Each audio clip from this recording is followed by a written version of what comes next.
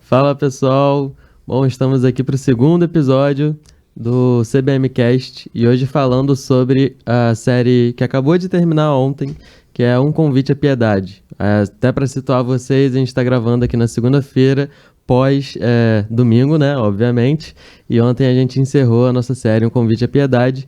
Estamos aqui com figuras ilustres da nossa igreja, Sávio Cimei, nosso querido pastor, Flávio também, Neves, e Matheus Pimentel também, pastor, e o Flávio é seminarista também, e mil funções na igreja também. Se vocês querem se apresentar aí novamente, acho que é bom, né? Acho que o Sávio vai querer acrescentar que ele é botafoguense, né? Acho que é verdade, boa, é verdade. Ele vai querer incluir isso aí na apresentação dele. Tá tranquilo. Nada mudou, né, cara? A mesma coisa do último episódio que a gente gravou. Não teve alteração na tabela, não. Então, acho que não precisa. Beleza. Bom, vou fazer alguns avisos aqui. Na verdade, primeiro, antes de aviso, explicar aqui como que funciona o CBMcast, né? A gente grava um episódio a cada final de série.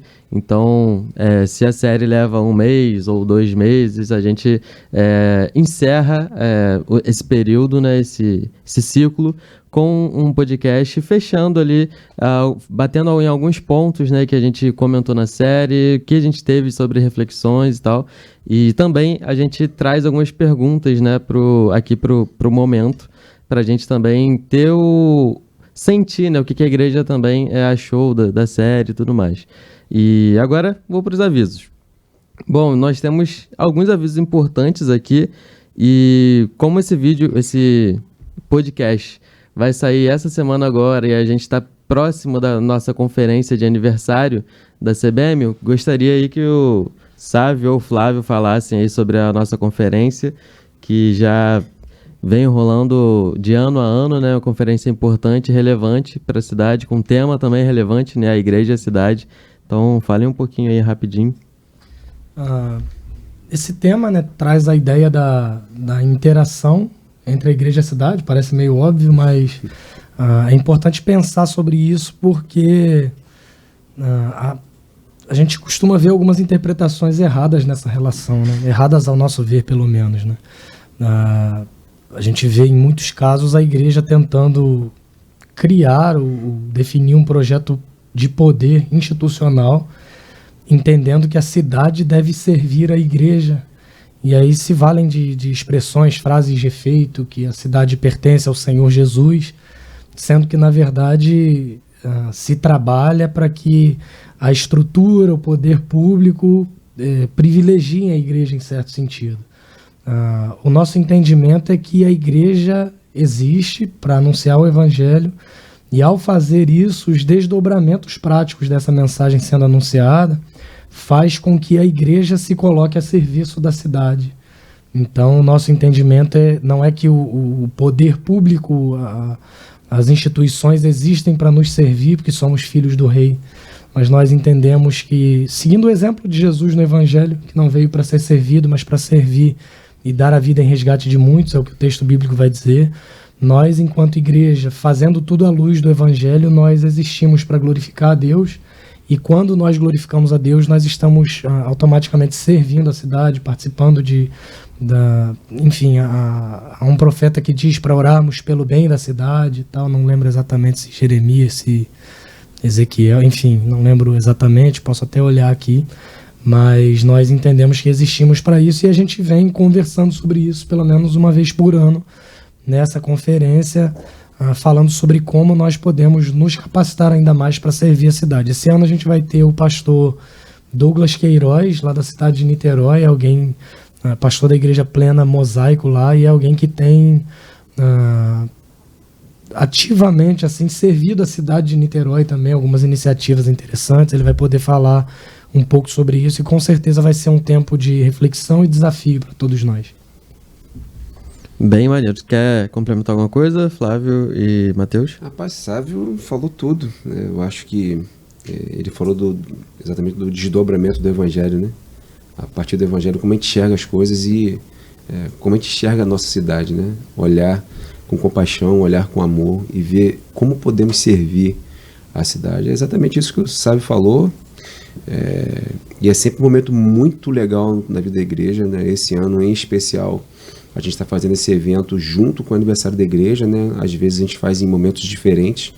Esse ano a gente está juntando esses dois momentos, aproveitando o aniversário da igreja e fazendo essa conferência. Dodô, não nem complemento nada que você já disse, mas é um cara sensacional, gente boa demais, um homem de Deus. Cara, eu tenho certeza que vai ser um momento muito especial para a igreja, muito especial. A gente vai estar ali aprendendo bastante e a gente sempre sai, sabe, renovado, sai muito abençoado desses eventos. Então, assim, certeza que vai ser bênção. Isso aí vai ser maravilhoso, com certeza. É Jeremias 29:7. Busquem a prosperidade da cidade para a qual os deportei, porque a prosperidade de vocês depende da prosperidade dela. Só complementando aí que foi Jeremias. E só um ponto interessante, eu acho que o Sávio gosta do pastor, né? Porque o apelido dele é Dodô. Acho que já trouxe várias felicidades aí pro, também, eu não tinha pro Sávio aí também. Acho que faz sentido. Trouxe pra mim também, né? Naquele famoso 6-1 que o Vasco ganhou do Botafogo. Que foi vice depois. Que foi vice, a gente tem que lembrar de alguns momentos, né? Outros a gente esquece. Você é corajoso, né?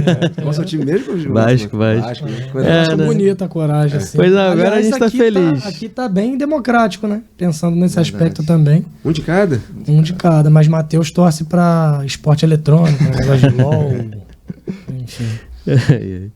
Matheus, quer falar alguma coisa sobre a conferência ou é isso? Acho que é isso, falaram muito bem. Acho que a ideia não é a gente não é trazer novidades, né? Na verdade é resgatar o verdadeiro modelo da igreja, né? Que a gente tem como modelo a Cristo e Cristo veio para isso, para servir. Então é resgatar essa verdadeira cultura, né? Que Cristo trouxe do reino e estamos aí na expectativa para esse evento. E essa questão também de olhar para fora, né? Que às vezes a igreja ela fica muito olhando para dentro, que é importante, né? Equipar os santos, como a própria palavra vai dizer, mas a igreja ela tem uma missão, né? A Mateus 28 vai falar sobre isso. E essa missão não tem a ver com olhar para dentro, tem a ver com olhar para fora, né? E levar esse evangelho. Essa missão foi dada à igreja, então passa por isso. Por essa questão de você olhar para a cidade, amar a cidade, ter compaixão pelas pessoas e levar esse evangelho que nos alcançou. Mas de que forma?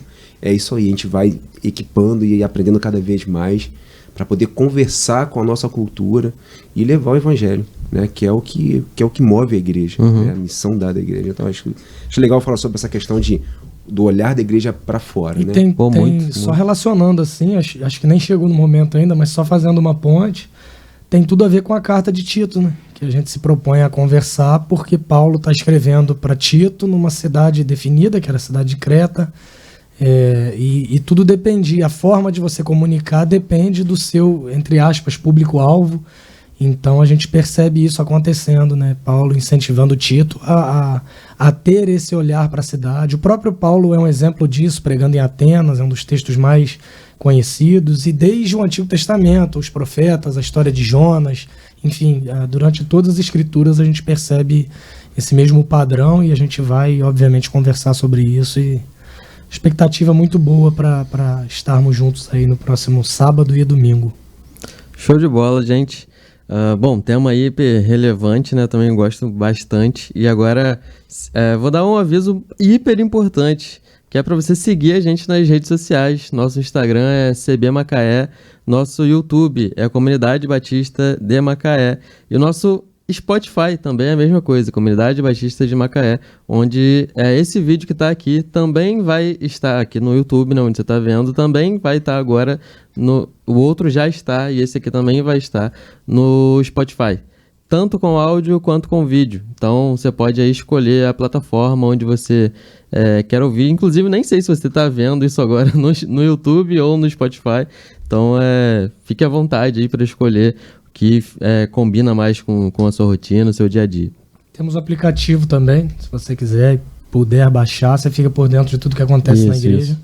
CB Macaé, tanto, enfim, na loja de aplicativo aí do teu celular. E ele é levinho, né? Aplicativo tranquilinho, não ocupa muito espaço. Fácil de usar, enfim, tem versões da Bíblia disponíveis para utilizar, enfim, uma série de funcionalidades interessantes. A gente divulga também os sermões, né? Todos os domingos, né? Os sermões são editados e vão pro YouTube. E a gente também divulga pelo aplicativo, é uma forma rápida de você já receber informação, né? Estando lá, ativando as notificações lá, fica bem fácil. Inclusive já tem algumas devocionais lá também, né? Que foram feitas. Tem algumas devocionais lá que a própria galera da igreja fez ao longo de um tempo, bem legal. Inclusive foi uma experiência muito legal isso aí. Tem devocionais lá para a pessoa dar uma estudada na Bíblia também, refletir. Bem maneiríssimo, maneiríssimo. E falando agora específico sobre o YouTube, nós temos 412 inscritos aqui no nosso canal. E acho que dá pra gente evoluir isso, né, Sábio e Flávio? Com certeza. Flávio tava até ensaiando como que é a frase, Flávio. Se inscreva no canal, vai lá, clica no sininho, como que é? Ative as notificações. Isso, é o Felipe Neto da CBN. Então, faz o seguinte, Flávio. Longe. Olha pra essa câmera aqui e faz esse pedido aí pra galera. Cara, faz o pedido não. Você que ainda não se inscreveu no nosso canal, então se inscreva no canal e ative lá o sininho de notificações pra você ficar por dentro de tudo, ok? Que isso, bom? Hein? Será que eu vou cortar essa parte do vídeo? Vai. Será que vai ter figurinha em breve? Bom, então, indo para nossa série, né, um convite à piedade. Eu que fiz essa artezinha aí, mais ou menos, né, mas curti e acho que deu até uma ideia daquele momento também, né, onde Paulo estava vivendo e até o Sábio falou ontem também que talvez depois dessa carta o Paulo nunca mais encontrou com Tito, né, e aí eu fiquei, caramba, cara. Pode ter sido o último contato que eles tiveram e isso me deixou até meio triste na hora ali. Assim, os dois morreram, não sei se você já sabe, mas tanto Paulo quanto Tito já não... Caraca, e aí eu fiquei viajando, tipo, caramba, quanto tempo que levava uma carta chegar pra pessoa e tal, naquele tempo ali, e como que, de repente, essa carta chegou pra ele e Paulo já tinha até... nem tava mais vivo. Então... Não sei nem se você sabe como que era esse processo antigamente. É difícil saber, mas eu acredito que não, porque... É difícil saber, na verdade, mas Paulo termina falando sobre o inverno que se aproximava, então eu imagino que ela não tenha levado tanto tempo para chegar assim. E Paulo menciona a cidade de Nicópolis, que ele planejava passar o inverno ali. Alguns entendem que Paulo foi preso, inclusive, nessa cidade, onde ele planejava passar o inverno, e dali ele foi em direção ao martírio e tal. É meio difícil de precisar por causa da distância histórica de informações, mas é fato para a maioria dos comentaristas que depois dessa carta, Paulo escreve só mais uma, que é a segunda carta para Timóteo, e logo em seguida ele é martirizado, enfim. Então foi... alguns entendem que, parece que na segunda carta a Timóteo, que é a última, Paulo menciona que Tito não foi para Nicópolis, mas precisou ir para outro lugar. Então, baseado nisso, alguns cravam que eles não voltaram a se encontrar. Eu posso até pesquisar aqui na segunda carta de Timóteo, mas aí, enquanto a gente vai conversando aí mais pra frente... E aí a gente vê que essa carta ela é meio como uma espécie de manual, né? Paulo ele tá ensinando a Tito como ele deve passar as coisas também para aquele pessoal da cidade, e eu achei muito interessante a série. O 2 Timóteo 4, no final, no versículo 9, ele, nas recomendações finais, né? Procure vir logo ao meu encontro, aí escrevendo para Timóteo: pois Demas, amando esse mundo, abandonou-me e foi para Tessalônica, Crescente foi para Galácia, e ele fala que Tito foi para a Dalmácia. Então Tito não conseguiu ir ao encontro de Paulo em Nicópolis. Um dos motivos que ele deveria... uma das razões pelas quais ele deveria ir é quando Tíquico, Paulo menciona isso em Tito, chegasse até Creta. E a gente percebe que Tíquico precisou ir, na verdade, para Éfeso, no versículo 12 da segunda carta. Então, fazendo essas relações aí entre as duas cartas, a gente... não consegue cravar, obviamente, mas é bem provável que eles nunca mais tenham se encontrado. Então, acho legal. Eu estava até conversando com o Flávio, a gente fazer esse exercício, né? Tentar relacionar, ver a cronologia da vida dele e tal. Muito maneiro. Mas morreram os dois, não fica triste, não. Faz tempo, na verdade. Faz um tempinho, né? E, bom, essa série, ela mostra muito como que as pessoas podem ser influenciadas e como que ele foi influenciado por Paulo para ter as atitudes ali naquela cidade, para também influenciar aquela igreja e aquelas pessoas. E aí eu queria entender de vocês também como que foi, assim, o planejamento e como que vocês chegaram a essa série. Qual foi a ideia, como que ela surgiu, né, para ela ser externada à igreja? Para mim foi muito simples. A gente terminou de gravar o último podcast, eu saí daqui e falei, gente, tô de férias. Aí quando voltei já estava acontecendo a série, acho que o Flávio e o Matheus podem falar melhor. Mas para mim foi tranquilo, assim, essa parte aí foi super de boa. Ele fala isso, mas... A garganta tá ruim. Ele fala isso, mas ele contribuiu assim no início, antes de ele sair de férias, a gente conversou com umas coisas e tal. Quem contribuiu muito também, né, Matheus, foi o João Vitor, que também teve um sermão também que ele pregou também, ele não pôde estar aqui hoje. Um abraço pro João Vitor. Um abraço João Vitor. E de próxima vez o chefe dele liberar ele, né, ver se consegue liberar ele e tal. Mas ele teve, inclusive o texto foi ele que desenvolveu, um cara, gente boa demais, João Vitor, um amigo, um irmão. Né? Mas o Matheus quer falar um pouquinho da ideia. A gente conversou bastante, né, sobre isso. Sim, manda aí, Matheus. Ali na CBM já se tem um costume, né, de alternar sempre as séries, né? De fazer uma série no Antigo Testamento, uma no Novo Testamento. A gente havia saído da série de Juízes, né, no Antigo Testamento, e a ideia era pegar alguma série no Novo Testamento para fazer sempre estar alternando ali. E é uma série que a gente já enxerga um momento bem oportuno, né? Esse chamado a uma vida de piedade. Na sociedade, quando a gente olha assim hoje, há uma preocupação muito grande em relação a isso. A gente tem aqui no Brasil uma herança, tipo assim, cultural cristã, né, onde praticamente todo mundo acredita que Jesus morreu, que ele era o Filho de Deus, que ele pagou o preço dos pecados, mas que essa parte de entender tudo isso às vezes não faz sentido na vida prática, né? A gente tem isso muito comum na nossa sociedade, de pessoas que confessam tudo isso, mas a vida prática parece que não tem... é só a parte intelectual que cabe. Eu entendi, e a forma que isso afeta a nossa vida não tem tanta relevância assim.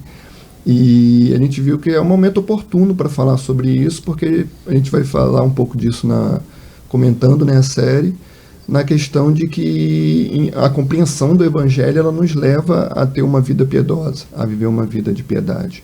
Então é um momento bem oportuno de falar sobre esse assunto. E já seguindo nesse modelo que a gente tem de intercalar as séries no Novo Testamento, Antigo Testamento.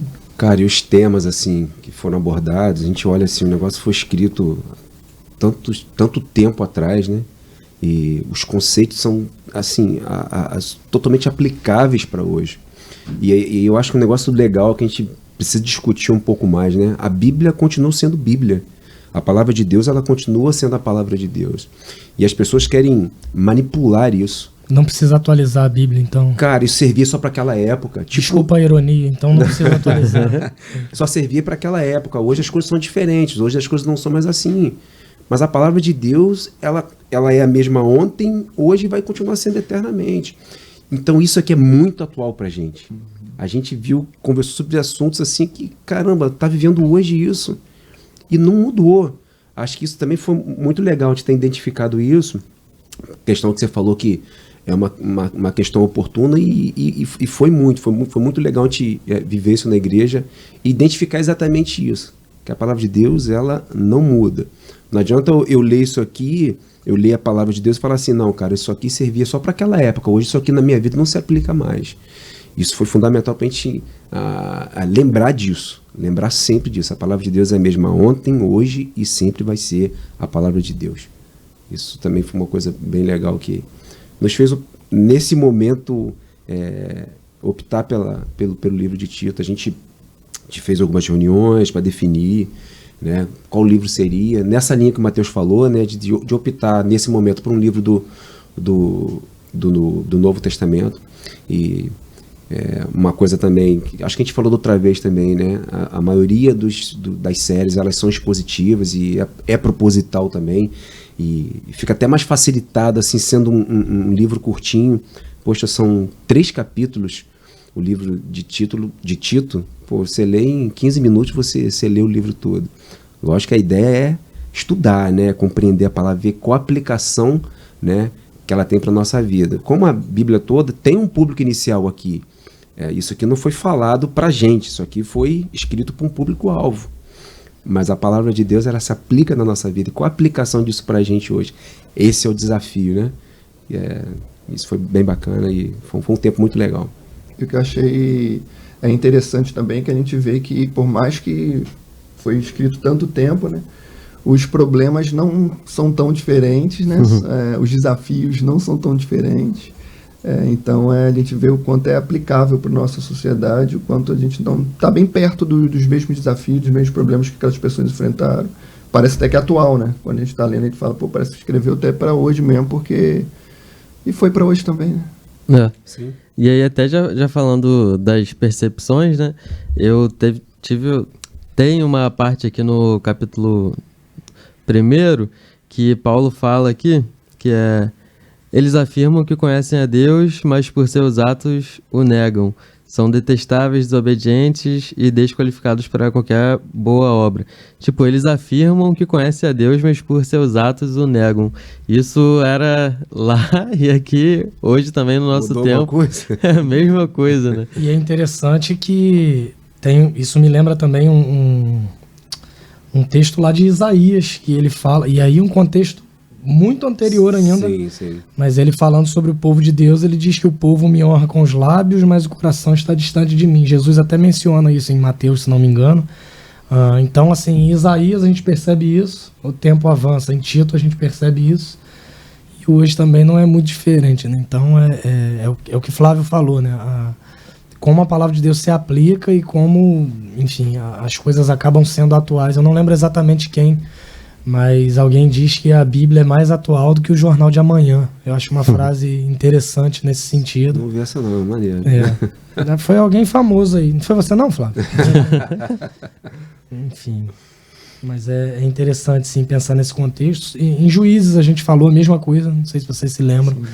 Mas é muito interessante perceber só o Espírito de Deus mesmo para inspirar um livro nesse sentido, né? E a Bíblia, ela acho que você falou no início, né? Uma espécie de manual, né? Ela é muito mais do que isso, né? É lógico, ela nos diz como viver uma vida, como a série sugere, né? Como viver uma vida piedosa. Mas é um livro de transformação. É um livro que conta uma única história. É um livro que transforma a nossa vida.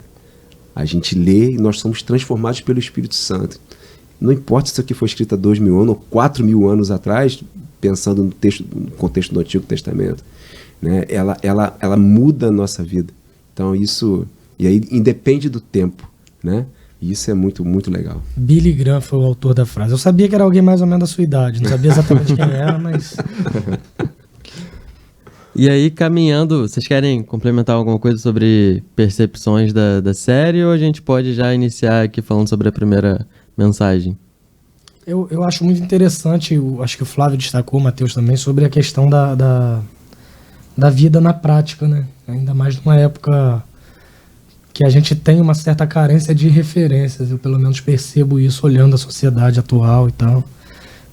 E é uma carta assim muito, muito objetiva. Um dos sermões que eu ouvi, que foi do Matheus, a gente deve ir falando depois sobre todos eles, né? Mas ele falava exatamente sobre como Paulo fazia isso bem, de falar da doutrina, explicar a doutrina, a parte, entre aspas, teórica, a teologia, e logo em seguida como isso se aplica na prática. A carta de Tito, assim, a gente vê isso acontecendo o tempo todo, e é muito interessante. Algumas pessoas às vezes dizem assim, eu não leio a Bíblia porque eu não entendo muito bem. Há textos que são bem difíceis de serem entendidos realmente, mas a carta de Tito é um negócio muito simples, assim, de você compreender o que está. Então, acho que essa praticidade me chamou muito a atenção, assim. E Paulo era conhecedor mesmo, né? Ele vai... Acho que no texto que Mateus prega, se eu não me engano, ele vai citar um poeta local, né? Então ele conhecia da cultura, né? Sim. E até falando sobre isso que o Sávio falou, no post onde a gente lançou a série, né, tinha lá uma parte que foi até vocês que passaram no briefing, que nós somos moldados pelos exemplos que seguimos. Prova disso é que vivemos na era dos influenciadores digitais, pessoas cujas vidas são acompanhadas por milhões de pessoas e exercem influência sobre o comportamento, os produtos consumidos, o pensamento e os relacionamentos dos seus seguidores. Então, como a gente está hoje com essa falta, assim, entre aspas, de referências realmente boas, digamos assim, né? A gente acaba, ou a gente não, a sociedade acaba indo por alguns caminhos, às vezes, que esses influenciadores de hoje em dia acabam passando, e às vezes, por conta também da mídia social, passa às vezes só vitória, né? Só coisa boa, e aí isso também vai trazendo para uma outra discussão aqui, sim, que vende uma imagem de vida perfeita, exato, mas tem que pedir Pix para pagar o milho. Um abraço aí para Larissa Manoela, enfim. Referências. Beleza. Uma boa parte dessa carta aqui vai falar sobre isso, né? Vai falar sobre grupos específicos na igreja, tem toda a ver essa questão da influência. Né? A gente vai falar mais pra frente, mas... Esse texto foi também João Vitor, né? Que teve essa percepção, esse texto que o Mateus leu aí do briefing e tal. Um abraço aí, João Vitor. Espero que na próxima você esteja aqui conosco. Pois é. Bom, caminhando aí pra primeira mensagem, quem... Foi eu, cara. E aí, Flávio? A gente deu uma contextualizada, né? A gente explicou um pouco do contexto. A Ilha de Creta não era um local fácil, né? Ele vai fazer menção de como é que as pessoas se comportavam lá, era um local difícil. Mas eu falei da saudação, né? Da saudação, e que eu achei interessante, assim, que eu até destaquei, é que normalmente a saudação é alguma coisa bem simples, no sentido de terem poucas palavras. E poucas vezes o Paulo ele vai fazer uma saudação grande, ou saudação um pouco maior, né? E o livro de Tito, a carta, né, a Tito é um desses exemplos. Se eu não me engano, acho que só perde para a saudação de Romanos, que é um pouco maior do que essa de Tito. E o que eu achei muito interessante aqui foi que já na saudação o Paulo ele já vai dar uma ideia do que ele quer dizer no corpo da carta, porque a carta ela tinha um modelo, ela tinha uma forma, né? Primeiro você faz uma saudação, depois você entra, que se chama do corpo da carta, é que você vai entrar assim, no assunto, no objetivo da carta e tudo mais. E no final uma despedida e uma assinatura. Só que aqui nessa saudação inicial, Paulo vai falar muita coisa. Na realidade, eu entendo que Paulo está resumindo aqui o que ele quer dizer na carta toda. Se eu puder ler bem rapidinho aqui o que fala, pelo menos um trechinho. Ele vai se apresentar, ele vai dizer que ele é servo de Deus e apóstolo de Jesus Cristo. Normalmente ele sempre se apresenta assim, né? E ele vai dizer que para levar os eleitos de Deus à fé e ao conhecimento da verdade que conduz à piedade. Ele já vai citar essa palavra aqui no início. E a gente fala um pouco sobre essa questão da piedade, que às vezes a gente pensa que a piedade é só fazer boas ações, boas obras. A gente entende que a piedade é ter uma vida devota a Deus, ter uma vida de devoção a Deus, que vai culminar, que vai ter como consequência a prática de boas obras. Eu acho que por várias vezes, Sávio citou algumas vezes isso no último sermão, que foi ontem, ele vai falar um pouco sobre isso, mas o objetivo é exatamente esse, para que tudo que vai ser falado aqui para que a igreja que se reunia ali pudesse viver uma vida de devoção a Deus, e que isso seria aplicado no dia a dia, no contexto da igreja, isso ia se multiplicar para o contexto cultural dele, e a consequência de viver uma vida devotada a Deus, uma vida de adoração a Deus, uma vida voltada para conhecimento da verdade, vai falar também sobre isso aqui no início, e com a esperança da vida eterna, tudo ele se fala logo nesse primeiro momento aqui. Isso tudo ia culminar na prática de boas obras. Então, a gente falou bem mais coisas, né, no primeiro sermão, principalmente essa questão de contextualizar para o momento, para a época e tudo mais. E o que eu achei interessante foi isso, cara. Ele já na saudação, coisa que não é muito comum acontecer, ele já meio que fazia um resumo daquilo que ele iria dizer no corpo da carta, onde ele passava o objetivo da carta. E tem até uma frase aqui que é: Paulo diz que a fé e o conhecimento da verdade se fundamentam na esperança da vida eterna. Meio que já resume o que você tá falando. E assim, e até a arte dessa mensagem está dizendo isso: fé, conhecimento e esperança. Que inclusive depois em uma outra mensagem fala que a esperança é o próprio Jesus, né? E aí isso foi uma chave virada assim para mim também, quando eu tava no culto e depois li, tipo, estudando a mais. Mas continue aí. Não, aí é um gancho, né? Porque quando a gente vai estudar o texto assim no original, ver o significado das palavras, é exatamente isso. Essa esperança remetia exatamente a Cristo, né? Então isso faz maior sentido e a gente está logo no início do livro, né? E outra coisa legal de se dizer, né, que Tito era um gentil convertido, né? A gente abordou isso também, né? Que provavelmente... Gentil, ele era legal? Não, gente. Gentil era todo mundo que não era judeu, né? Os judeus consideravam que quem não era judeus eram chamados de gentios. Mas ele provavelmente se converteu ouvindo uma pregação de Paulo, né? Bem provavelmente que Paulo vai chamar o Tito de filho na fé. Paulo tinha um carinho muito grande por Tito, né? Então a gente falou também sobre isso também, dentre outras coisas, né? Mas foi muito legal e eu acho que o Sábio falou sobre isso. O quanto a gente... por pesquisar, por procurar conhecer, o quanto a gente aprende, né? Quanto a gente aprende, a gente vivencia e é o que a gente fala, né? A palavra de Deus é muito mais do que um manual, é algo que transforma a nossa vida, de verdade. E a série influenciou tanto, né? Que Tito foi pra ilha de Creta, que teve gente que trocou de carro no meio da série e comprou um Creta, por incrível que pareça. Pior que é verdade. Sério mesmo? Mas não por esse motivo, obviamente, né? O que eu achei legal também nessa introdução aí é que de início a gente já vê um desdobramento prático, né, do que Paulo está falando. Ele já deixa claro no início aqui, quando ele vai falar sobre quem ele é, né? Ele já fala: sou Paulo, servo de Cristo, né?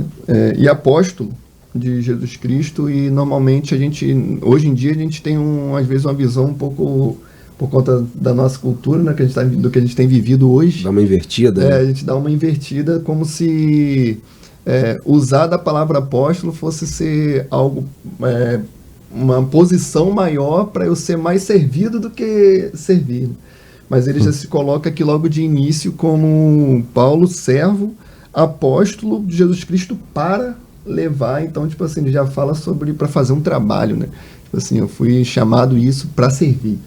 Então me chama muita atenção essa ideia logo de início. Ele já coloca que ele foi chamado para servir e ele está fazendo essa carta já é um serviço. A gente olha às vezes de uma forma tão teórica, Perfeito. Mas isso que ele está fazendo aqui já é servindo, entendeu? Já está trabalhando ali naquele momento. O que eu penso aqui é que o que nós nos tornamos em Cristo é a coisa mais importante. É mais importante do que o nosso título. Com certeza.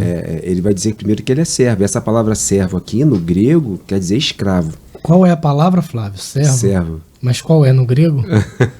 Me lembra uma banda famosa aqui. Muito famosa, né? Legal.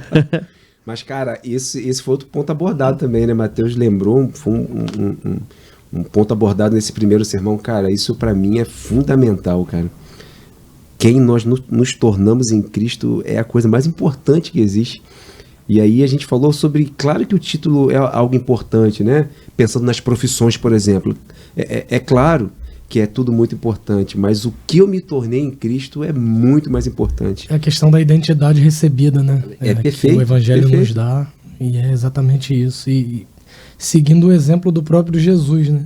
Tinha alguém que poderia advogar para si essa autoridade no sentido de que não precisava servir, porque é o próprio Deus se fazendo homem, mas ainda assim ele vem para ser servido, para servir ao invés de ser servido, para dar a vida. Paulo também, ele fala em alguns momentos, até em outras cartas, se tem alguém que poderia se gloriar na própria carne, esse alguém sou eu sou fariseu, eu sou nascido na tribo de Benjamim, se não me engano, circuncidado ao 8º dia, mas ele fala que todas essas coisas que antes ele considerava como lucro, ele passou a considerar como, ele usa a expressão esterco em um determinado momento, comparado com o fato de conhecer a Cristo. Escrevendo para os Gálatas, por exemplo, num contexto de judaizantes ali, pessoas que diziam que crer em Jesus era bom, mas não o suficiente, que você tinha que se submeter. Ele conclui a carta aos Gálatas dizendo, bom, longe esteja de mim gloriar-me em qualquer outra coisa que não seja na cruz de Cristo. Então ele é um exemplo muito prático de alguém que entendeu que o servir a Deus e o receber essa nova identidade em Cristo está acima de qualquer título, cargo, qualquer outra coisa. Mais uma vez, né, a relevância dessa mensagem para os dias de hoje, a gente percebe isso na prática. Né? Só uma curiosidade, a esposa do apóstolo chama apostila. Aqui nesse primeiro capítulo também ele fala bastante sobre pontos que o presbítero precisa ser, né, na vida. E isso também foi algo que é relevante até hoje em dia também, né? Ali coisas que assim, a gente vê como até básicas, né, que devem ser seguidas e muitas vezes também a gente tem aí, enfim, não são seguidas. E aí como que isso também influencia a própria igreja, a família e tudo mais, né? Como que às vezes coisas que deveriam ser pontos iniciais acabam não sendo respeitadas, como que isso lá na frente tem uma reverberação disso, né? Bem interessante. Esse segundo sermão foi até o João, né? Que pregou ele. Um abraço, João Vitor. Salve aí pro João. E eu lembro que uma coisa assim que marcou que ele falou, assim, aqui vai ser direcionado para os presbíteros, né? Mas que cabe a cada um de nós olhar para isso e procurar viver essa verdade. Exatamente. Né? Vai dar algumas orientações para os presbíteros. A gente precisa lembrar que isso aqui, né, o contexto daqui, né? Isso está falando para os presbíteros, né, da igreja lá de Creta, pela realidade deles e tudo mais. Eles deveriam ser um exemplo, né?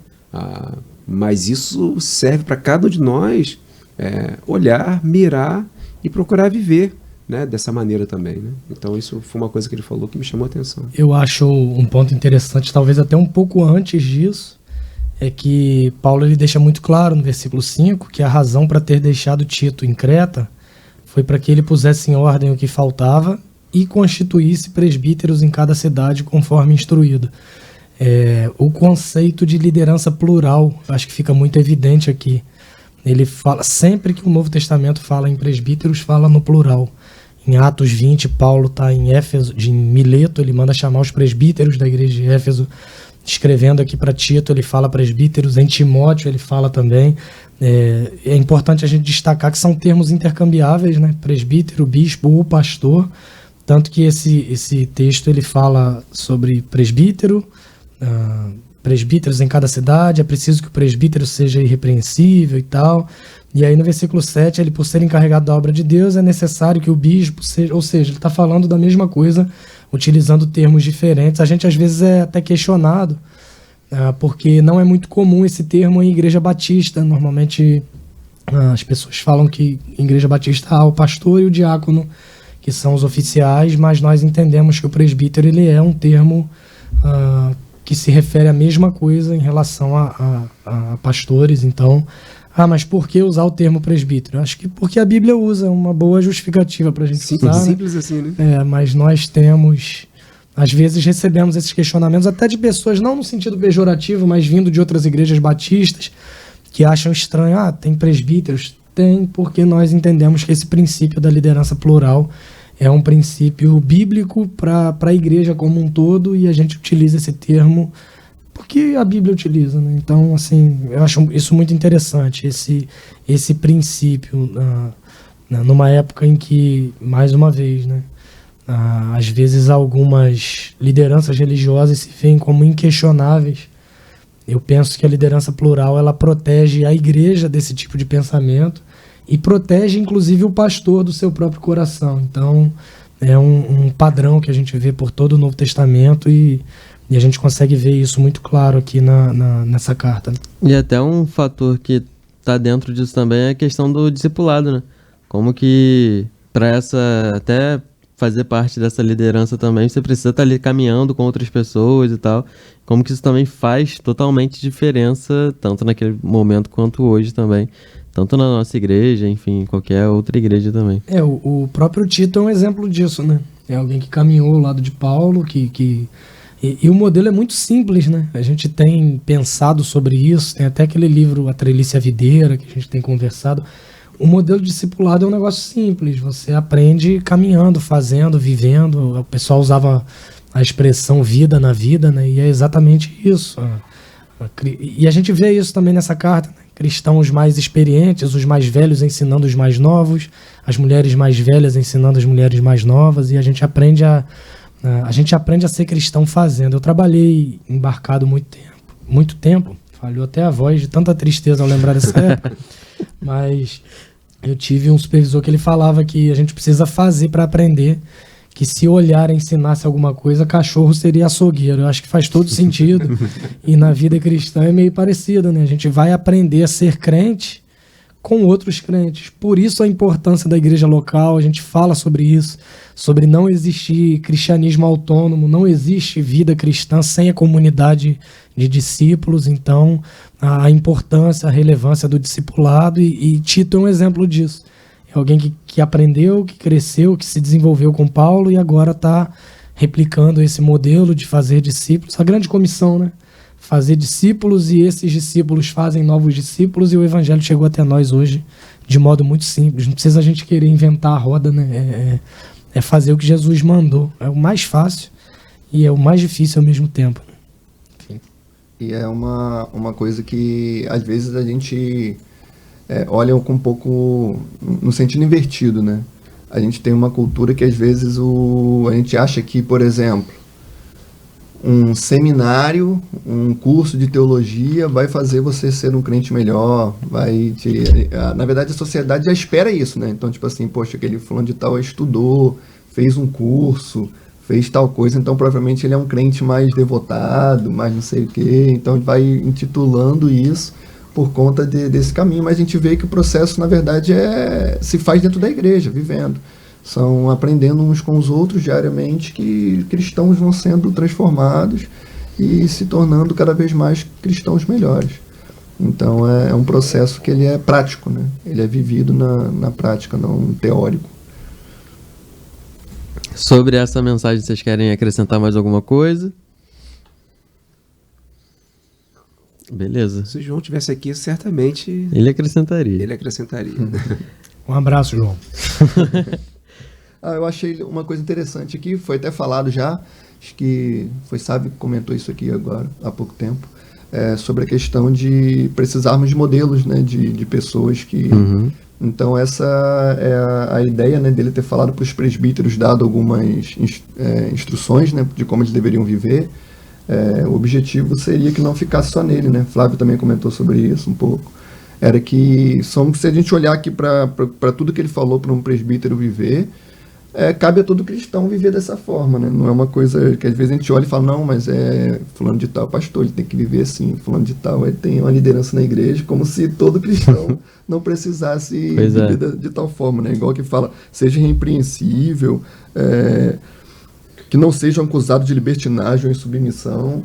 Todo cristão tem que ser dessa forma, né? Isso não está apenas para a liderança. A ideia de ter colocado isso para a liderança é para que, olhando para a liderança, as pessoas aprendam, né, na vida prática a ser assim. E até... fala aí. Não, pode falar.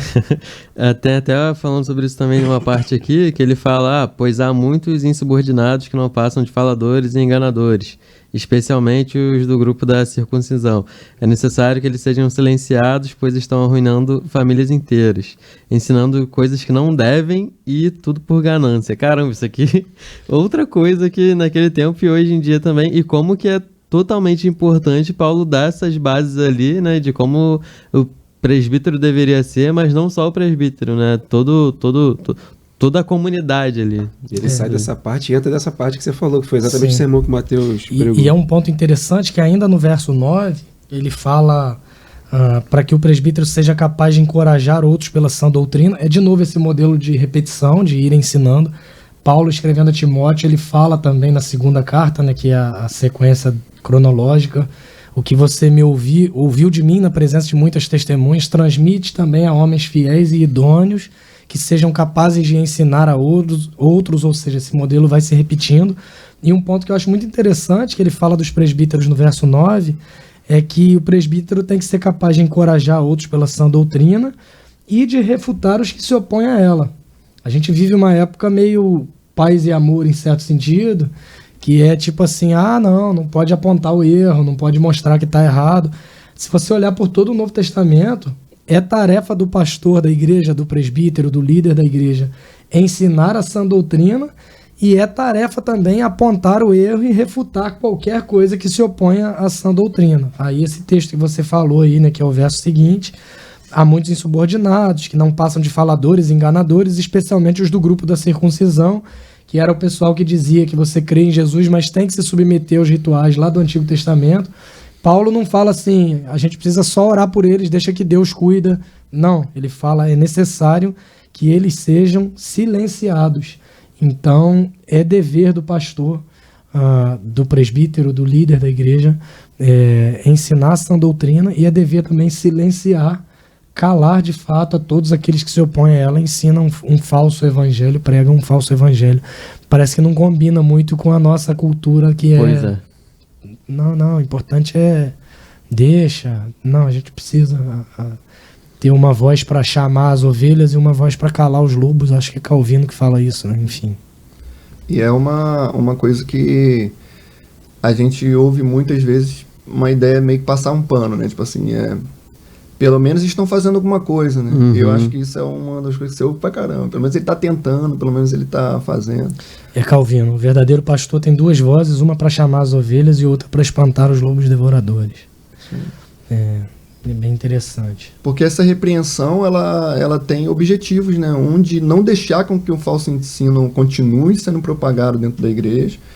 E isso é uma coisa muito séria, porque ele fala aqui que, na verdade, isso estava destruindo famílias. Então, não é uma preocupação apenas intelectual. Às vezes o pessoal acha que é tipo assim, ele está fazendo isso para se mostrar que ele entende, querendo apontar um defeito de alguém. A ideia que Paulo fala isso não é fazer isso na ideia de, eu quero falar mal de alguém, Não, ele está protegendo famílias que estão sendo destruídas por causa desse falso ensino. Então é um zelo.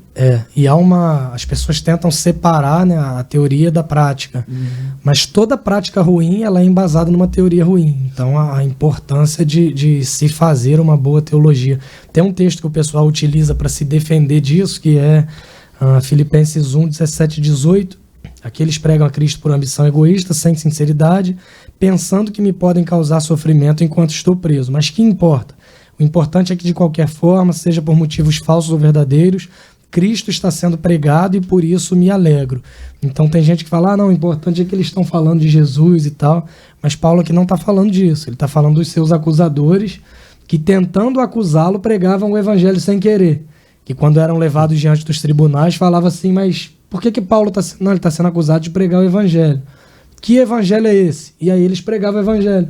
Não, Paulo está sendo acusado de pregar que Deus criou o homem perfeito, que houve uma ruptura, que Jesus, a quem as pessoas mataram, é aquele... E eles discorriam todo o evangelho. É nesse contexto que ele está falando que, por ambição egoísta, para prejudicá-lo ou não, Cristo estava sendo também anunciado. Então... esse texto não dá base para dizer que qualquer pessoa que fala qualquer coisa em nome de Jesus está fazendo bem ou está pregando o evangelho, porque não é exatamente isso, né? Então, eu achei bem interessante esse trecho também. Inclusive, essa explicação sua é um dos pontos que eu acho muito interessante na CBM. Isso foi até quando eu estava no processo de entrar para a CBM, no processo de mudança de igreja, que, tipo, isso faz diferença você entender esse contexto e entender aquele tempo também, porque aí você acaba não caindo nessas até armadilhas, né? Você entende o porquê daquilo, entende como que era a realidade daquilo, então aí sim você passa a abrir a sua mente para como aquilo faz sentido, né, naquele momento, e que como muitas vezes a gente é ensinado de uma maneira errônea também, né? O Flávio falou há pouco sobre a importância, né, e a busca que a gente tem da maioria das séries serem expositivas. Mesmo as séries que não são expositivas, as pregações são. E tem lá o Mark Dever, né, das 9 marcas da Igreja Saudável e tal. Uma delas é a pregação expositiva e é algo que a gente preza porque é exatamente isso. Eu não tenho que pregar forçando a Bíblia a dizer o que eu quero dizer naquele domingo. Eu tenho que me dedicar e ter esse zelo. Por isso que uma das tarefas, uma das atribuições para um presbítero é, inclusive, esse compromisso com a sã doutrina, que seja capaz de ensinar.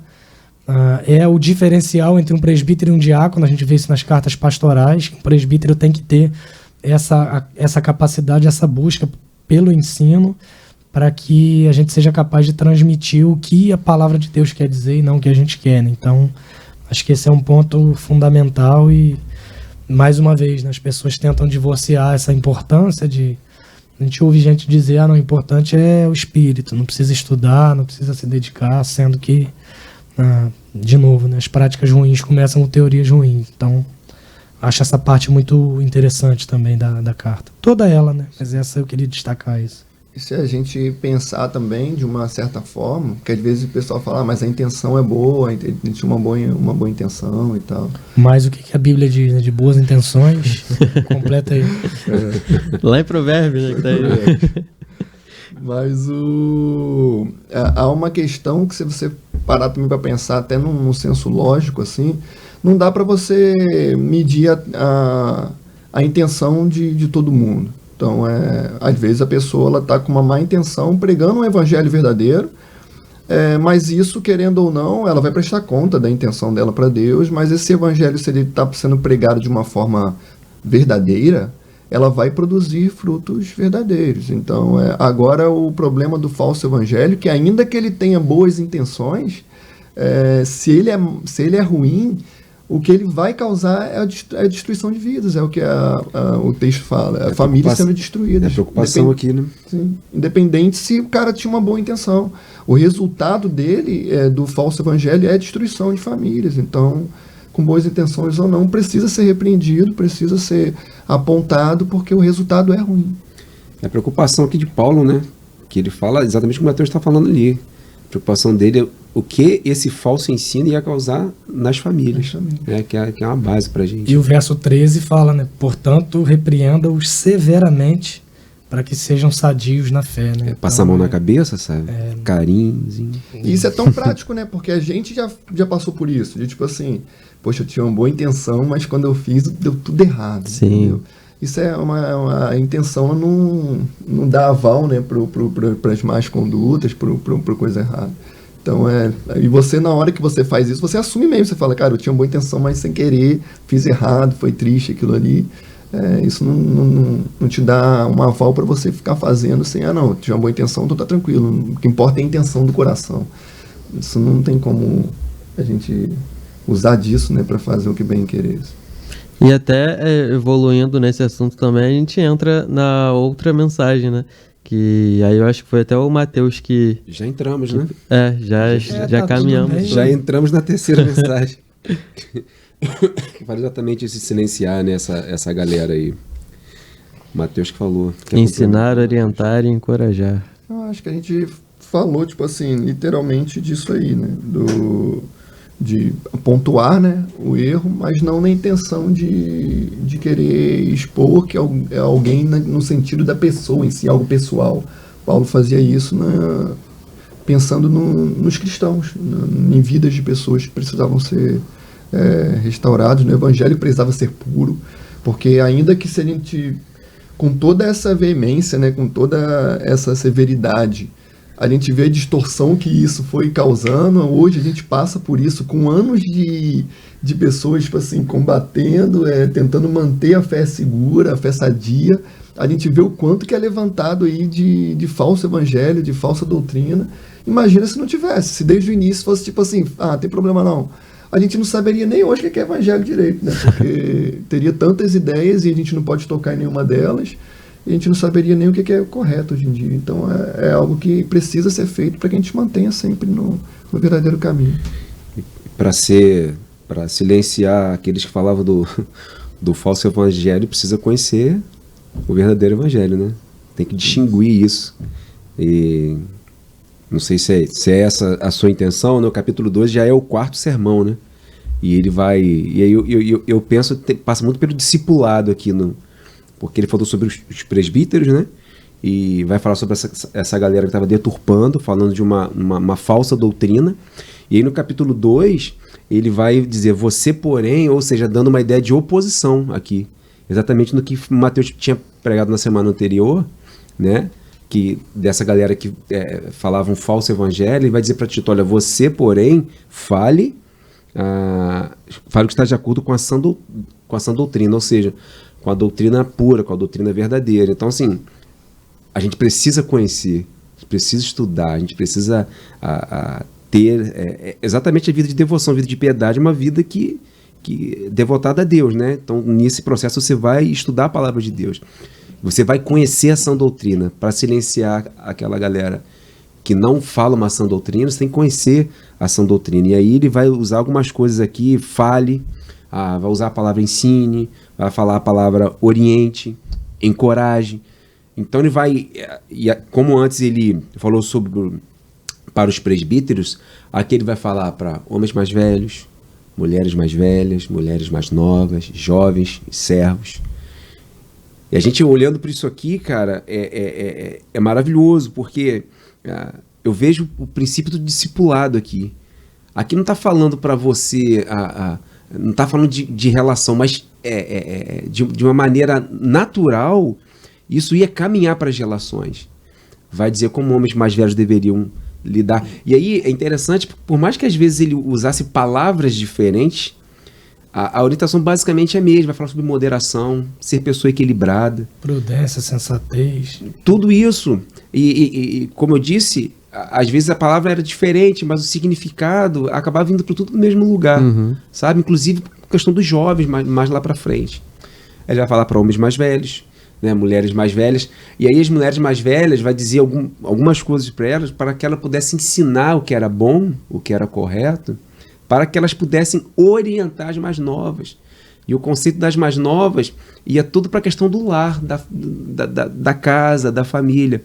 Ué, mas por que não falou disso para as mais velhas? Porque as mais velhas já passaram por esse processo, já caminharam por isso, já sabem, né? Então elas precisam ser capazes de ensinar o que é bom e orientar as mais novas. E o conceito das mais novas ia tudo pro... Aí depois vai falar para os jovens, né?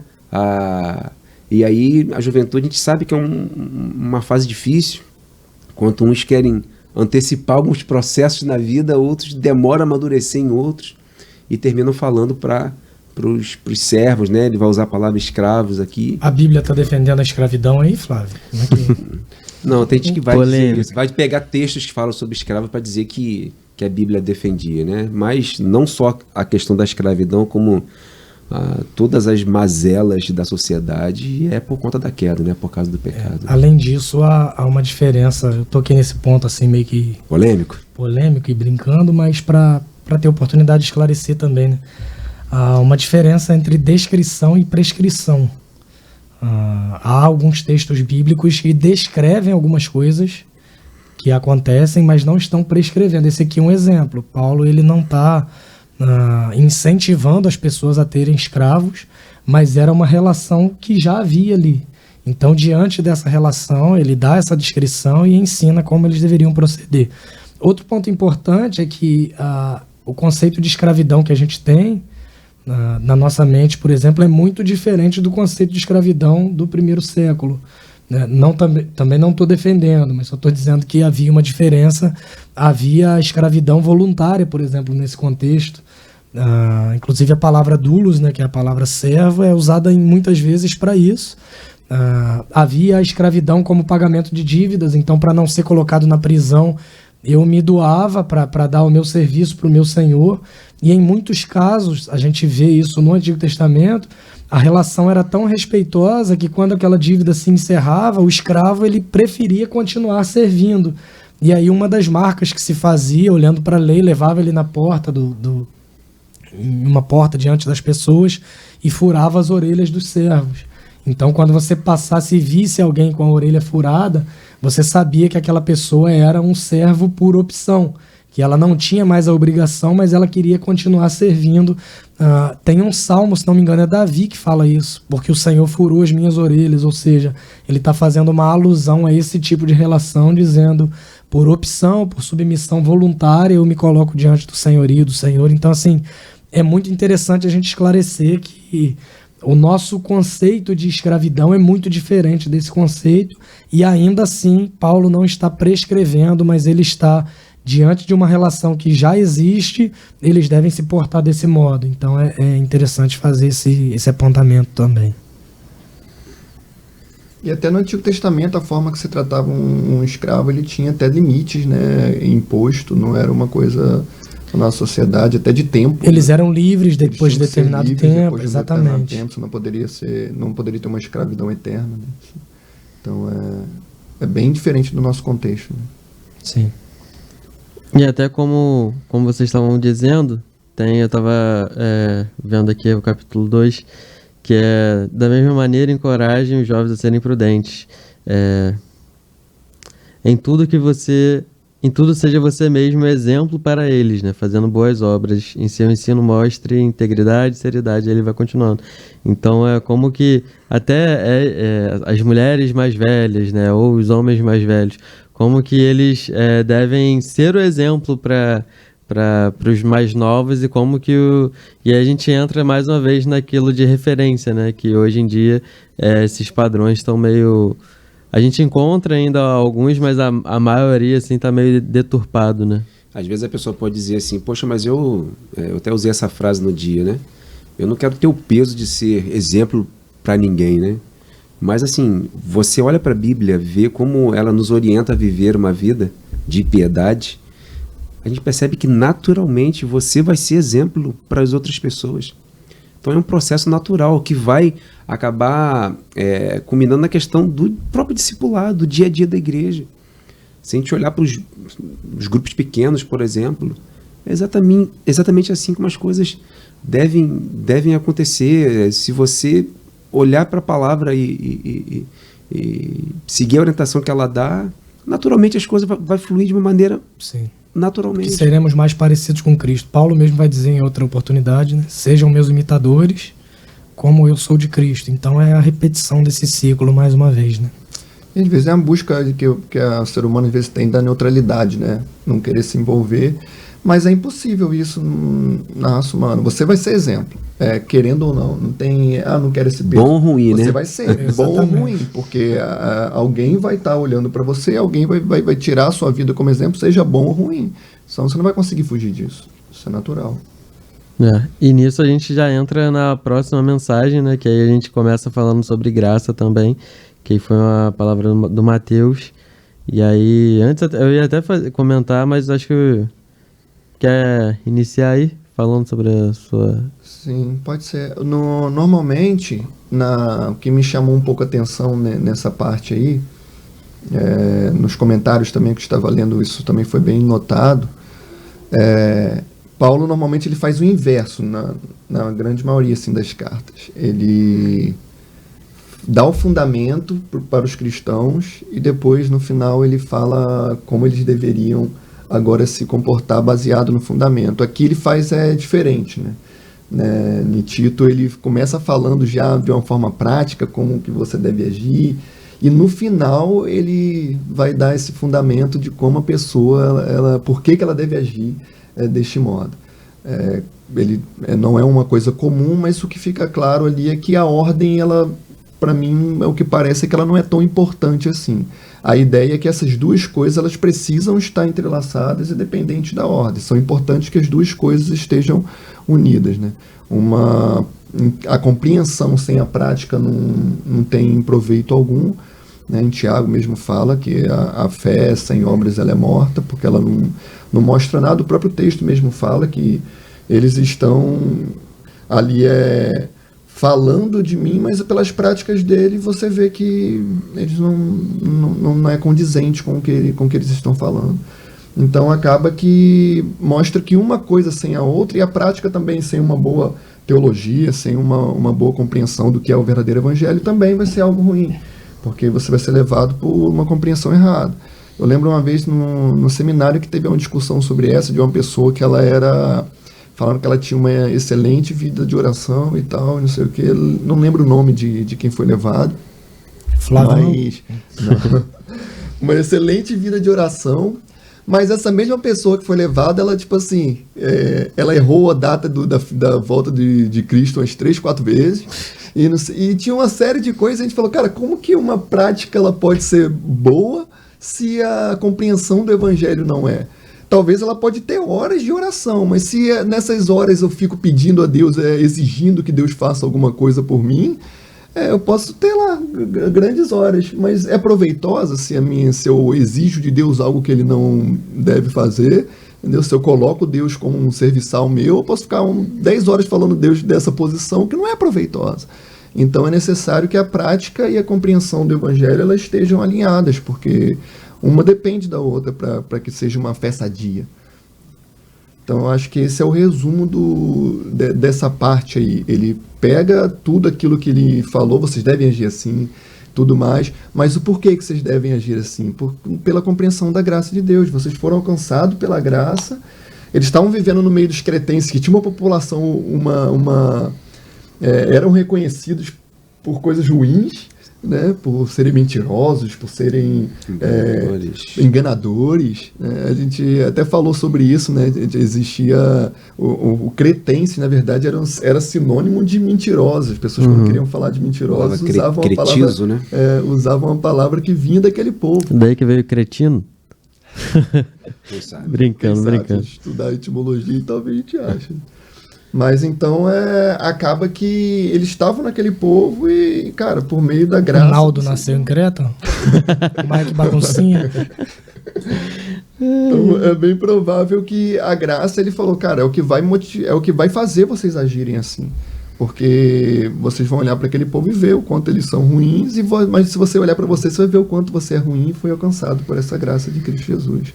Então isso também é o que vai te motivar a agir de boa forma com todos aqueles que estão ao redor de você. Essa ênfase aí eu achei muito maneira, cara, porque tipo, ele fala que traz a salvação, mas que não para por aí, né? Ela ensina a gente a rejeitar ali a impiedade e viver de maneira justa, piedosa, que é um convite à piedade. E quando você citou isso ali na mensagem também foi um ponto assim de caramba, cara, verdade. Que às vezes a gente sempre fala sobre a graça de uma maneira, né? E aí a gente, às vezes, a gente não, né? A sociedade acaba esquecendo dessa outra parte, que ela também meio que já molda a gente ali a como como viver, né? De uma certa maneira. Ele fala diretamente de que a graça ela te tira daquele estado, né, de pecador, de inimigo de Deus, agora você se torna amigo de Deus, filho de Deus. Ela muda a sua relação com Deus, mas ela não para por aí. Ela muda a sua relação consigo mesma, ela te faz viver de uma forma sensata, equilibrada, né? Ela muda a sua relação com as pessoas que estão próximas, então é uma graça que ela te salva, ela te capacita a vencer o pecado, o texto fala sobre isso, a rejeitar a impiedade. Então ela te capacita a vencer o pecado, a negar o pecado, a uma vida de impiedade, e te leva a viver uma vida parecida com Cristo. Então é uma graça que ela te acompanha por toda a vida, não é uma coisa momentânea, né? Tem até uma frase que fala eu não sei se é do Spurgeon, que ele fala sobre a mesma graça que te salva, é algo assim, né? A mesma graça que te salva é a graça que te capacita a viver uma vida cristã. Ela não só te tira de lá e te deixa como você quer. Isso combate um falso entendimento também de que a graça simplesmente ela serve para você no momento da conversão, que dali em diante é cada um por si, Deus por todos, que você tem que pagar o preço e usa essa expressão como se dependesse somente de você. E Paulo deixa claro que desde o começo até o fim é tudo pela graça de Deus. Então é óbvio, a gente tem que procurar ser disciplinado e se dedicar às disciplinas espirituais, oração, leitura da palavra e tal, mas em nenhum momento o mérito é atribuído a qualquer ser humano, mas é tudo pela graça de Deus, né? O Bonhoeffer falava sobre a ideia da graça barata, né? Que é aquela graça que que as pessoas entendem mal. Eu tô salvo, tô tranquilo, vivo do jeito que eu quiser agora. Essa graça não é a graça de Deus revelada nas Escrituras, né? A frase do Spurgeon, ele fala, é a graça que não me muda, não me salva. Porque Perfeito. ela tem que ter um efeito prático. Né? O Spurgeon morreu também, tá? Pra avisar. Beleza. O Mateus Pimentel, né? Essa parte foi o sermão que você pregou, né? Eu achei, a gente conversou um pouco sobre isso, se puder dar uma complementada, se for possível, porque a graça de Deus se manifestou salvadora a todos os homens. Você falou, a gente conversou um pouco sobre isso, né?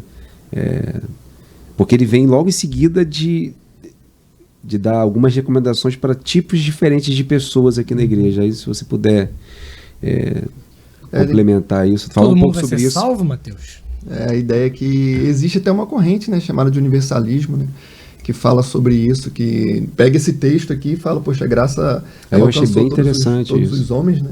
Então, se ela alcançou todo mundo, tá todo mundo salvo, Deus pagou o pecado de todo mundo.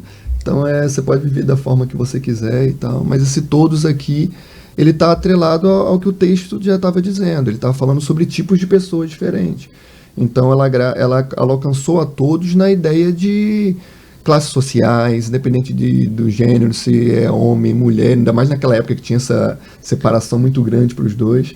Então, independente disso aí, de se é homem, se é mulher, se é escravo, se é senhor, se é gentil, se é judeu, independente do seu país, a graça alcançou a todos nesse sentido. Não todos no sentido individual, né? Quantitativo. Universal. Sim, é na ideia de qualitativo ali, está falando de pessoas diferentes, tipos de pessoas, não em quantidade, porque até quando sempre que o texto ele vai falando em relação a todos, assim, ele está sempre falando de tipos de pessoa, até mesmo no texto mais conhecido que a gente tem, né, que Deus amou o mundo de tal maneira, que deu seu Filho unigênito. Ele amou o mundo de tal maneira, mas o texto é claro quando ele continua, ele fala para que todo aquele que nele crê não pereça. Então, pessoas que não crerem vão perecer. Então, essa graça ela vai ser eficaz naqueles que creram em Cristo. Perfeito. Então, não é a todos no sentido de toda pessoa que vive no mundo, mas de todos os tipos de pessoas que habitam nesse mundo.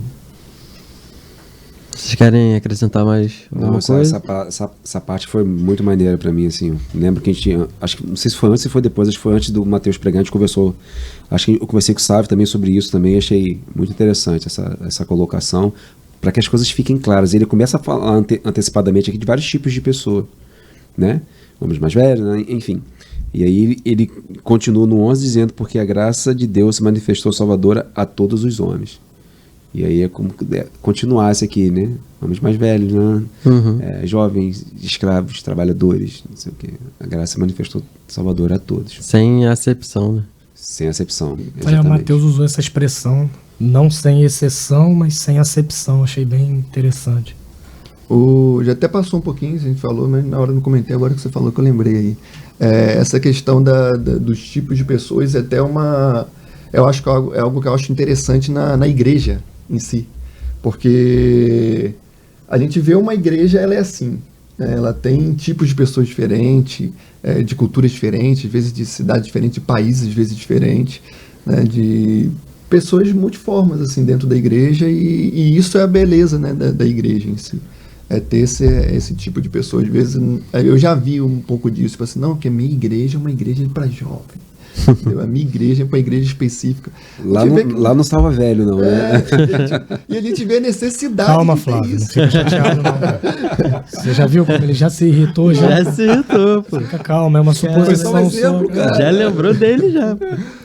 E a gente vê a necessidade no texto aí de ter esse tipo de pessoas, porque é preciso dos mais velhos para ensinar os mais novos. Entendeu? Tem um livro que fala sobre isso na aplicação dos grupos pequenos. Existem algumas correntes que defendem grupos pequenos serem bem característicos, assim, grupos de mais jovens, grupos de mais velhos, grupos de solteiros, grupos de casados. Perfeito. A nossa ideia na CBM, se eu não me engano, é o Comunidade Cativante.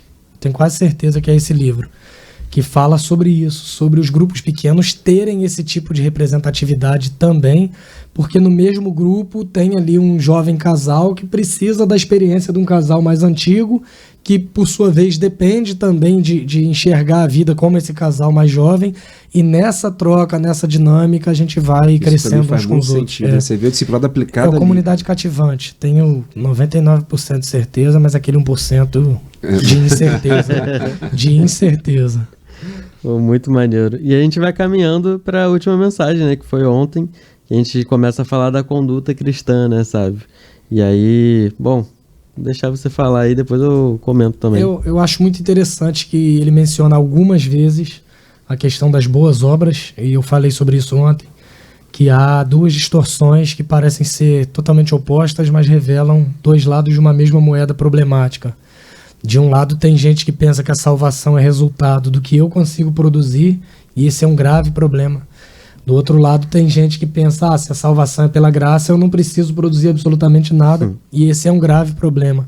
E aí eu menciono até o texto de Paulo aos Efésios, que diz, vocês são salvos pela graça, por meio da fé, não por obras para que ninguém se glorie. Mas aí Paulo termina esse mesmo trecho escrevendo que nós somos criados para boas obras que Deus preparou de antemão para que praticássemos. Então, assim, é muito importante esclarecer que não são as boas obras que nos salvam, mas uma vez que nós somos salvos, nós precisamos produzir bons frutos. Então, não somos salvos pelas obras, mas somos salvos para as boas obras. Então, esse ponto eu achei bem interessante, que ele enfatiza por algumas vezes, dando exemplos assim muito práticos, de que um cristão ele deve se dedicar, ele deve se empenhar, ele deve estar pronto. Mais uma vez a gente vê a praticidade da vida cristã sendo estabelecida, né? Acho que esse ponto foi bem legal assim, no texto. Eu até citei uma frase de Lutero, que fala que Deus não precisa das suas boas obras, mas o teu vizinho precisa. Então é assim, a gente não consegue impressionar Deus com as nossas boas obras, mas a gente consegue demonstrar na prática essa graça que nos alcançou. Eu não é querer tornar um negócio romântico nem nada nesse sentido, mas, cara, eu acho que quem foi transformado pela graça, naturalmente, ele vai produzir boas obras. Senão, a gente tem que questionar qual foi a graça que nos alcançou, porque eu entendo como algo natural. Quando você olha para o Evangelho, vê o que Cristo fez por você, apesar de você não merecer, cara, isso me leva automaticamente a fazer o mesmo. Então, para mim, sem querer tornar um negócio muito romântico, né, e tal, mas eu acho que é uma reação natural. Fui alcançado por essa graça e automaticamente eu olho para as pessoas com compaixão, sabe? E eu sou levado a praticar essas boas obras. Nesse trecho também, de novo, o destaque na firmeza necessária para um líder, né? Que Paulo fala para Tito como lidar com aqueles que promovem divisões na igreja, de forma intencional, que deve advertir uma vez, duas vezes, e depois disso rejeitá-lo. Não combina muito com o discurso até mencionei isso, que para nossa cultura, para alguns, Jesus é quase um hippie, né? Tá tudo tranquilão, mas a gente vê a necessidade dessa firmeza para a proteção do rebanho mesmo, e pelo zelo e obediência à palavra de Deus, né? Então as coisas caminham juntas, né? A graça de Deus não significa licenciosidade e permissão para viver do jeito que quer. Pelo contrário, a graça de Deus nos embasa e nos qualifica para vivermos de acordo com a vontade dele. Acho que esse ponto foi interessante também. Falando do que Flávio comentou agora sobre essa questão de ser natural, você levar, né? Estava lendo até no Spurgeon também falando sobre isso. Aí tem uma frase que é até famosa, que ele fala, né, que o evangelho é um mendigo contando para outro mendigo que achou uma padaria que tem pão de graça, algo assim. Aí ele fala da postura das pessoas que agiria assim. Aí ele fala que normalmente o cara, quando encontrou aquele pão ali, ele falou, cara, tem um lugar que me sacia, achei uma forma de que resolveu meus problemas. E quando ele vê outra pessoa, naturalmente ele fala, cara, você também tá precisando disso, você tá no mesmo quadro que eu, tem um lugar aqui que já tem tudo aqui para que resolveu o seu problema da vida. Isso naturalmente nos motiva. E ele pontua aquele que não faz isso naturalmente, mostra na verdade que ele não compreendeu o evangelho da graça. Que ele na verdade usa aquilo ali, ele não quer repartir com ninguém, na verdade só mostra o coração dele que está só voltado para si mesmo, já estou tranquilo, já me supri, os outros não importa. Ele não entendeu, na verdade, a graça, porque a graça ela leva a gente naturalmente a compartilhar, a olhar para alguém que está na mesma situação que eu, e eu encontrei um caminho, então você automaticamente chama aquela pessoa a viver isso. Como não olhar para um povo errante e não ter compaixão? Sim. Né? A Bíblia vai dizer que Jesus olhou para a multidão e teve compaixão da multidão. Então esse é o sentimento que norteia todo cristão. Olhar para pessoas que deliberadamente estão indo para o inferno, sendo português bem claro, e ter compaixão dessas pessoas e pregar o evangelho para essas pessoas. É a vida, né, de boas obras aqui. Boas obras também passa por isso, né? Aquilo que me alcançou, eu quero compartilhar.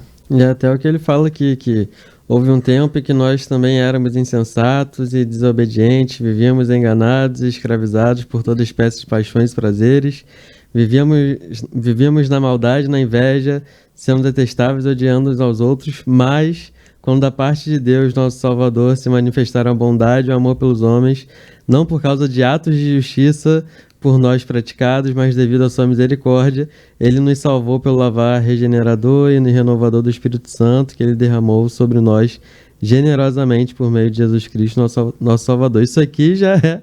Toma! Já é... Entender a graça te faz compreender que você não é superior a ninguém. Exatamente. Que Deus te alcançou, embora você não merecesse. Você estava na mesma situação. Na mesma situação. Esse texto é bem interessante, que mostra que a salvação ela é obra de Deus, foi por iniciativa dele, não por causa de atos de justiça por nós praticados. A gente vê a trindade nesse texto, né, que a bondade e o amor de Deus se manifestaram, e ele fala pelo lavar regenerador do Espírito Santo, que ele derramou sobre nós por meio de Jesus. É um outro conceito teológico importante que a gente percebe nesse texto, no desenvolvimento da salvação, enfim. É um texto muito prático, mas ao mesmo tempo muito rico no sentido doutrinário e teológico, né? As coisas caminhando juntas. Deus trabalhando nas suas 3 pessoas para a nossa salvação. Sim. Perfeito, cara. Isso aí é perfeito. Tem um texto de Isaías 43, se não me engano, que ele fala sobre a salvação, né? Eu anunciei, eu salvei, eu fiz ouvir. A gente percebe aí de modo muito claro acontecendo isso já no contexto do Novo Testamento, né? O Deus Pai que anuncia desde sempre por meio dos profetas, o Deus Jesus que realiza a salvação na cruz, e o Deus Espírito Santo que é quem faz ouvir, porque é ele que nos convence do pecado, da justiça, do juízo. É uma realidade presente por todas as Escrituras, né? Como é que essa palavra não te transforma, né, cada vez mais, né? Jesus vai dizer que meu Pai trabalha até hoje, eu trabalho também.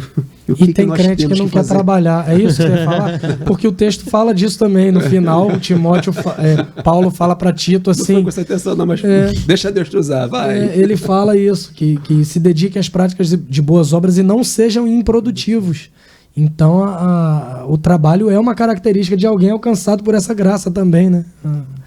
Por isso que eu falo que naturalmente... Desculpa a completar a sua frase aí desse jeito. Perfeito. É por isso que eu falo, cara, não tem como, cara. Você que está nos assistindo aí, vai trabalhar, em nome de Jesus. Não agora.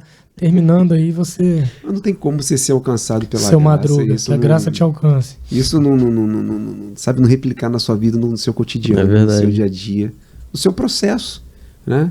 E isso vai para as relações, isso vai para fora, já falou sobre na igreja para fora. E, cara, isso é tremendo. Lógico que isso é uma discussão, uma outra discussão, né? Uhum. Mas maneiro demais, cara. E às vezes até quando de repente pode ser exemplo para algumas pessoas, ou algumas pessoas vivem isso.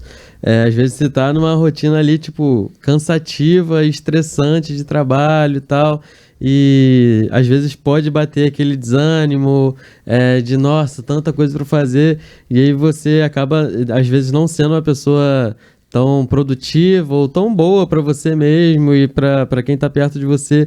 E aí você lê, faz uma devocional em cima disso aqui, ou vai no culto e falam sobre isso e você se renova. Caramba, isso é um combustível a mais ali também pro seu dia a dia, né? Isso é incrível, assim. E a graça se aplica, é o que o Flávio falou, né? A toda e qualquer área da vida, né? A gente, como cristão, não tem essa divisão da vida sagrada no domingo e da vida secular de segunda até sábado.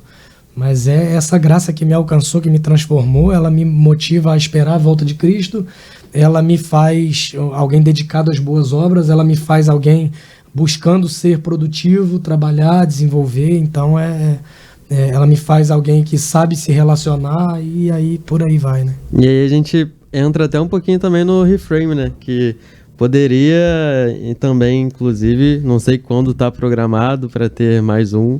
Tá lá mas no planejamento. É um ótimo curso aí também. Tem um curso sobre fé e trabalho, né, que a gente teve. Tem o material já pronto, desenvolvido e, se Deus quiser, em breve novas turmas aí. O Aires, que nos conduziu aí, que ele tem a oportunidade muito em breve de nos ajudar. Um abraço pro Aires e pro João Vitor também. Um abraço, João Vitor. Salve aí, João Vitor e Aires. Gente, vocês querem acrescentar mais alguma coisa aí? Foi uma bênção. Foi um tempo muito bom. A nossa oração, o meu desejo é que a gente, continue crescendo, como a palavra mesmo diz, né? Crescendo no conhecimento do Senhor. Porque isso faz de diferença no nosso dia a dia. Isso transforma a nossa forma de enxergar todas as coisas. Amém. Sávio, Mateus, palavras finais. É isso, agradecer a Deus pelo privilégio de aprender com a palavra dele dia após dia e perceber como ela se aplica a nós, a nossa realidade. Eu tive um professor no seminário que falava que todo pastor deveria ler as epístolas pastorais todas as semanas, na sexta-feira, antes de chegar ao fim da semana, né, que ele teria um ministério muito melhor. Eu não consigo fazer isso ainda como prática, mas estudando a carta de Tito, eu percebi o quanto isso seria de fato muito importante. Então, é isso. Foi um tempo muito especial. Embora eu tenha passado a maioria da série de férias, mas estava assistindo lá depois as pregações e tal, foi muito edificante.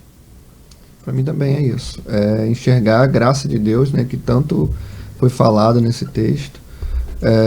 Enxergar de uma forma prática, porque perceber essa graça de ele nos exortando, nos lembrando de como a gente deve andar, porque a gente, como ser humano, se a gente não se atentar à voz de Deus, a gente só vai se distanciando cada vez mais. E a enxergar essa graça de poder estar sempre ali diante da palavra dele e aprendendo, exortando sempre, chamando sempre a viver um caminho correto e ver a graça de Deus, o amor de Deus nisso aí.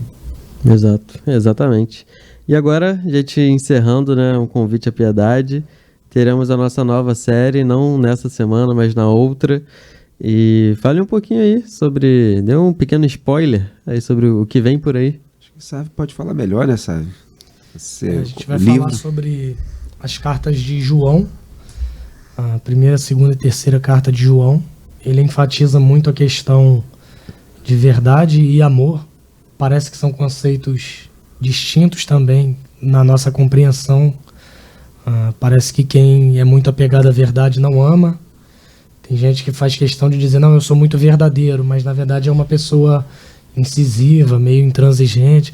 E por outro lado, parece que aquele que ama é alguém que deixa o outro viver do jeito que quiser. Essas cartas nos mostram o quanto amor e verdade caminham juntas no Evangelho, onde há essa junção perfeita entre amor e verdade.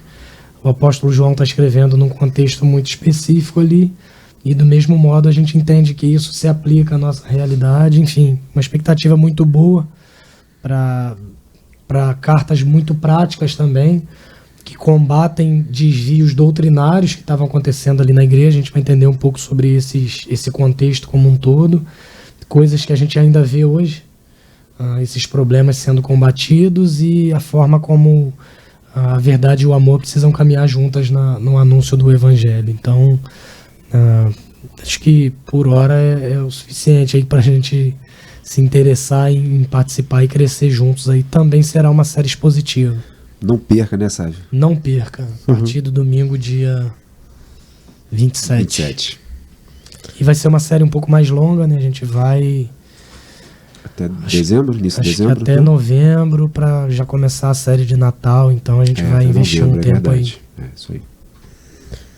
Então, é isso? É isso, cara. Então, beleza. Gente, relembrar aí também sobre a nossa conferência, né, que vai ser agora esse final de semana, a Igreja Cidade.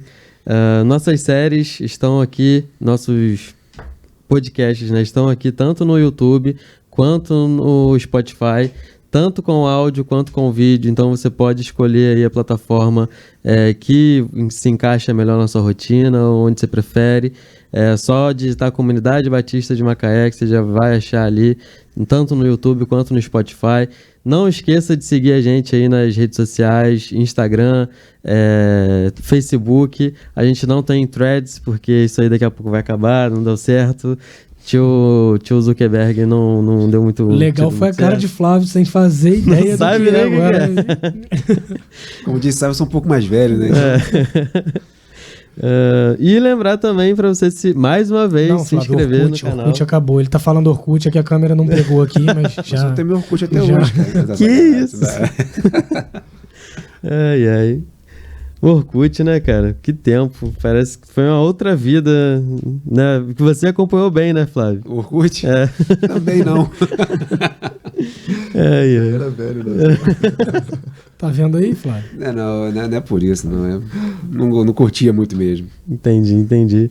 Bom, gente, então, continuando, você se inscreva aqui no canal, né? Aqui, se você tá vendo pelo YouTube, você se inscreva aqui pra gente cada vez ir crescendo e também para que isso tudo aqui se espalhe mais, né? Que vá para mais pessoas. Convido você também a compartilhar esse podcast aqui com algum amigo seu, algum querido, para que também seja alcançado, né? Pelo que a gente falou aqui. E que isso não pare em você, né? Que essa graça aqui que a gente vem falando, que ela possa alcançar aí outras pessoas e às vezes já alcançou e a pessoa acaba se esquecendo e tal. Então que ela relembre, né? Que seja um combustível aí também a mais. E vocês querem falar mais alguma coisa? Só agradecer o Riverson Alfradique, grande amigo. Isso aí. Tá aqui Salve, Riverson. Tá aqui nos bastidores aqui, ajudando a gente aí. Boa. Tricolor, tá? Tricolor. Fiquei registrado aqui.